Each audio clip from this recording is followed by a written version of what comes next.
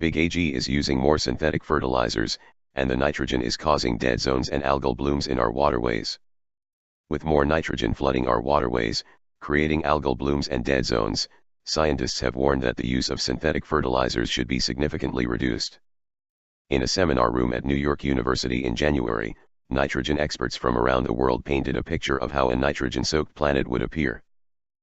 The group conducted the meeting as part of the International Management System, a 5-year, $60 million research project from the United Nations Environment Program and the Global Environment Facility, that will serve its purpose as nitrogen's counterpart to the Intergovernmental Panel on Climate Change, Chief Mike Sutton said. The goal of the organization is to have the amount of nitrogen that is dumped into the environment by mid-century so as to prevent the occurrence of a world filled with dead oceans, lifeless rivers, and toxic tides. To be able to do that, doubling the efficiency of nitrogen use on farms is necessary. We've done pretty well feeding the world. But now we have to address the fallout from that, Sutton said. According to Sutton, a British researcher at the Centre for Ecology and Hydrology in Edinburgh, nitrogen pollution is constantly being ignored by international governments, with no existing international agreement or UN agency to spearhead any type of action. The New York meeting was an initiative to change all that.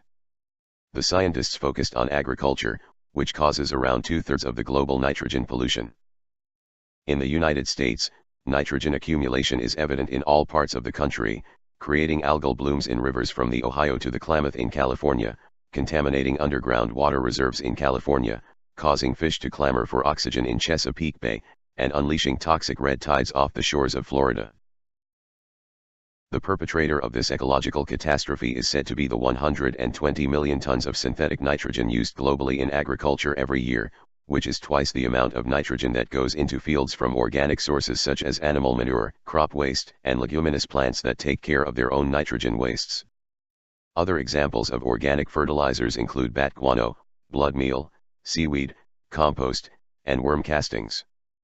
In fact, the nitrogen use efficiency, NU, of farmers all over the globe has dipped from over 50% in 1961 to around 42% today, according to Xian Zhang, an environmental scientist at University of Maryland.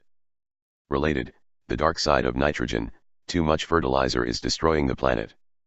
Scientists found that fertilizer is being used with more extreme carelessness.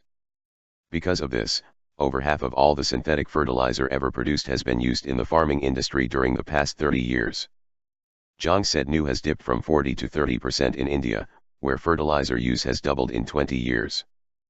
But the worst case is in China, which has gone from an average NU of over 60% in 1961 to just 25% today.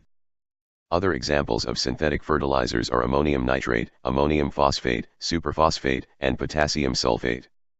For more stories concerning pollutants and the harmful ways they affect the environment and us, see pollution.news. If you love your news from one sexy ass robot, then like and sub and hit up my big fat bell.